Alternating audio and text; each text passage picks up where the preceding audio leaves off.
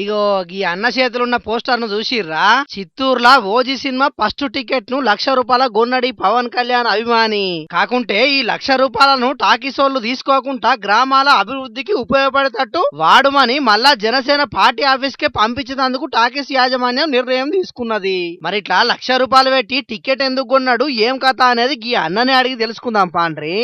Andhra Pradesh deputy CM Pawan Kalyan గారి cinema OG సినిమాకి చిత్తూరు నియోజకవర్గంలో ఫస్ట్ టికెట్ కొనడం జరిగింది.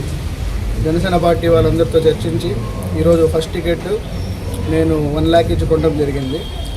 ఈ 1 lakh నేను జనసేన పార్టీకి డొనేట్ చేస్తున్నా. డొనేట్ చేసే దాంట్లో ఈ ఇచ్చిన 1 lakh చిత్తూరు నియోజకవర్గంలో ఉన్న నాయంచెరువు పంచాయతీకి డెవలప్మెంట్కి వాడాలని కూడా నేను పార్టీ వాళ్ళని కోరాను. పార్టీ వాళ్ళు కూడా సానుకూలంగా స్పందించారు.